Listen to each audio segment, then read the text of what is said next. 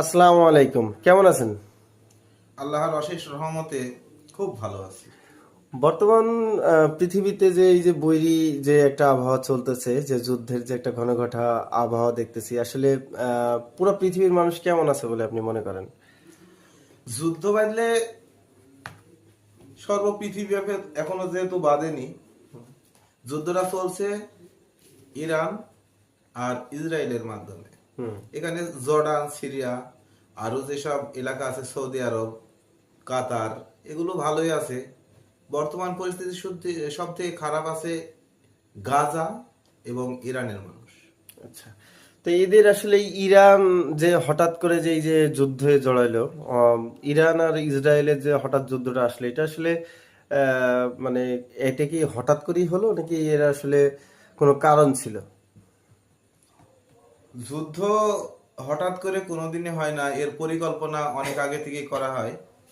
যেমন ইসরায়েল যে ইরানে আঘাত করবে, এর পূর্বাভাস আমেরিকার প্রেসিডেন্ট ডোনাল্ড ট্রাম্প অনেকদিন আগে থেকেই দিয়ে আসছে যে ইরানে একটা হামলা হবে। তো এগুলো ইরানের আগে থেকেই প্রস্তুতি নেওয়া উচিত ছিল। তো প্রস্তুতি নেওয়ার আগেই ইসরায়েল হামলা চালিয়েছে, এতে ইরানের ব্যাপক ক্ষয়ক্ষতি হয়েছে।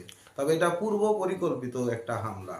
আচ্ছা, তো এই যে মানে হামলাটা হলো, আসলে হামলাটা করার পেছনে তো কোনো না কোনো একটা উদ্দেশ্য ছিল। এই উদ্দেশ্যটা সম্পর্কে কিছু বলতে পারেন কিনা? উদ্দেশ্য তাদের একটাই, সেটা হলো শক্তি। তারা চায় যে বিশ্বের ভিতরে আমরাই শক্তিশালী রাষ্ট্র হিসেবে থাকব, বাকি সব আমাদের থেকে দুর্বল থাকবে। কারণ এখানে পারমাণবিক একটা অস্ত্রের কথা আসছে।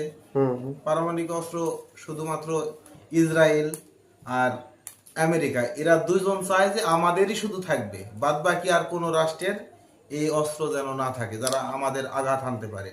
আচ্ছা, আর একটা জিনিস এখানে ইম্পর্টেন্ট নোটিস, এরা কিন্তু উনিশ উনিশ শতকের দিকে এরা কিন্তু একে অপরের বন্ধু ছিল।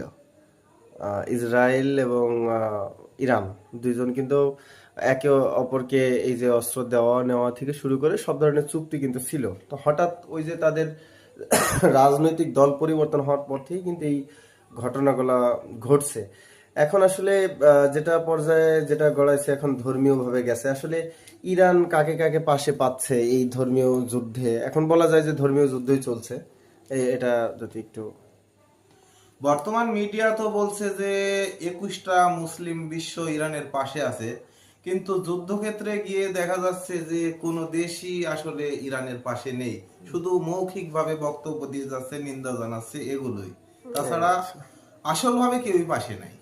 আচ্ছা, ধন্যবাদ।